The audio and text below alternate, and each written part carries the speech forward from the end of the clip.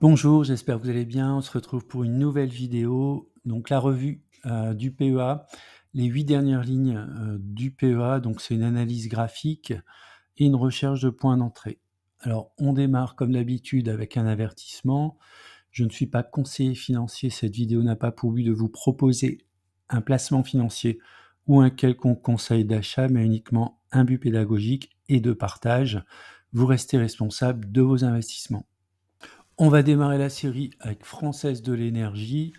Alors Française de l'énergie, sur le point de vue graphique, donc elle évoluait dans un range que j'avais ici représenté dans les carrés jaunes. Elle est sortie par le bas de ce range, donc j'ai tout simplement copié-collé le range, ce qui donne ici un second range. Donc on voit qu'elle n'a pas encore touché le bas du range, qui se situerait à peu près autour des 20 €. On est en weekly.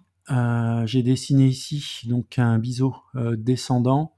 Alors, on était sorti la semaine du 16 septembre, donc on pouvait espérer éventuellement aller un petit peu plus haut. On était bloqué par les résistances hebdomadaires qui est assez large, entre 33 et 36 €. On n'a pas réussi à la franchir. On revient ici le long du biseau, donc tant qu'on réintègre pas sous cette oblique descendante, on reste toujours dans une dynamique qui peut être intéressante.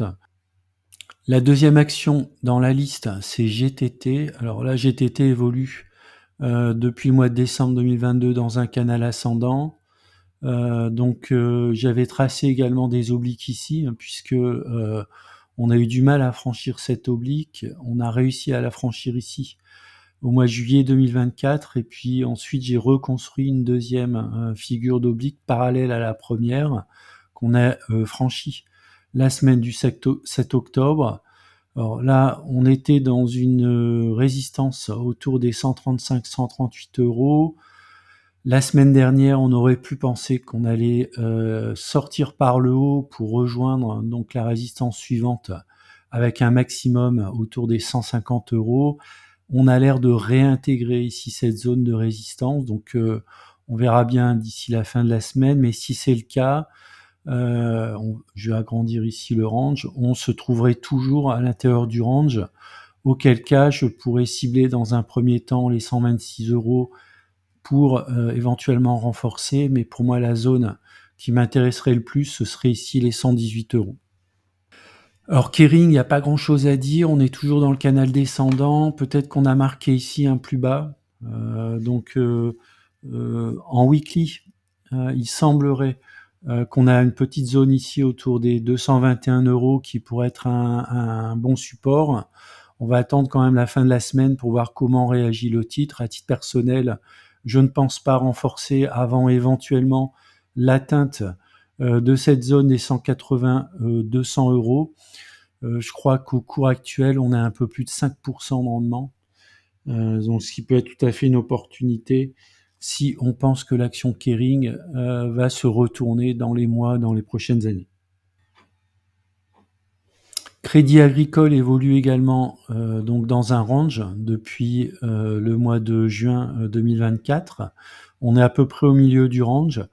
Alors il y a d'autres éléments intéressants au niveau graphique. Je vois par exemple ici, j'ai tracé donc une droite, une oblique de support qu'on a touché plusieurs fois. On a cassé une première fois cette oblique la semaine du 5 août, mais on l'a réintégré très rapidement la semaine suivante. Et puis là, alors c'est pas très joli, on a sur la semaine du 4 novembre, on a cassé fortement cette oblique. On a même cassé ici un niveau de résistance qui était autour des 13,50 €. On est actuellement en train de buter sur cette résistance. Donc mon scénario personnel, ce serait de renforcer donc sur le bas du range, éventuellement si on a un retour vers les 13,30 €, et d'alléger si on a un retour dans cette zone ici des 14 €, 14,30 €. Au cours actuel, on a un très bon rendement puisque l'action Crédit Agricole délivre, je crois, 1,05 € de dividendes. Alors, je suis revenu sur l'action Métropole TV, M6, donc en mode swing trading. J'en profite pour faire un petit clin d'œil à Philippe. qui se reconnaîtra. Donc on a une zone de support ici, pareil, une droite, enfin une double droite, on va dire, de support ascendant. On est actuellement sur cette droite, donc espérons qu'elle va tenir. On est toujours en hebdomadaire, avec un potentiel ici de hausse jusqu'à l'oblique descendante qui fait un office de résistance. On a une petite résistance avant 11,36. Si on arrive à repasser au-dessus de la résistance 11,36, donc on aurait quand même un potentiel ici à jouer sur quelques semaines de l'ordre de 18-20% de progression. Pareil, hein, c'est une action qui délivre quasiment 10% au cours actuel. Alors, Rémi Cointreau, je le dis à toutes les vidéos, une action qui souffre comme l'action Pernod Ricard. Donc on voit, elle est quand même, elle est plutôt mal orientée. On voit ici la moyenne mobile à 200 jours qui part sur une pente négative. Donc ça, c'est pas bon. L'action évolue dans un couloir descendant depuis déjà un petit moment, hein. Donc à peu près le mois de mai 2023. J'avais dessiné successivement donc des ranges qui accompagnent ici cette baisse. Donc un premier range du mois de janvier 2024 au mois de mai 2024, on a cassé par le bas. Un deuxième range donc du mois de mai 2024 au mois de septembre 2024, on l'a à nouveau cassé vers le bas à l'intérieur du couloir descendant. Et puis là, on est arrivé sur le bas du range, donc la semaine du 11 novembre. On semble rebondir sur ce bas du range. Pour l'instant, il n'y a pas de changement significatif de direction. Donc pour moi, il n'y a pas lieu d'aller renforcer Rémi Cointreau. J'ai mis ici mon PRU qui tourne autour des 95 €. Je ne pense pas renforcer sur Rémi Cointreau. Sur Dassault Systèmes, si on prend un petit peu de recul, on a ici une oblique descendante, donc qui va jouer office de résistance. L'action depuis, on va dire, quelques semaines, même quelques mois, est dans un couloir descendant que j'ai représenté ici avec les droites en bleu. On a tenté de sortir par le haut ici la semaine du 9 septembre 2024. Et puis on est reparti donc à la baisse. On est actuellement en train de lutter autour de cette résistance à 33,14 €. Alors ça correspond à quoi? On avait un premier range du 10 juin 2024 au 21 octobre 2024 qu'on semble casser par le bas. Donc là, on va en direction quand même directement des 28 €, 28,50 €, qui serait pour moi une zone de renforcement. Donc je pense qu'il va falloir être patient sur Dassault Systèmes. Peut-être qu'on aura le droit quand même à un rallye de fin d'année, auquel cas on pourrait être un peu plus optimiste et donc regagner ici dans un premier temps cette résistance, essayer de la franchir pour avoir un retour vers les 36 €.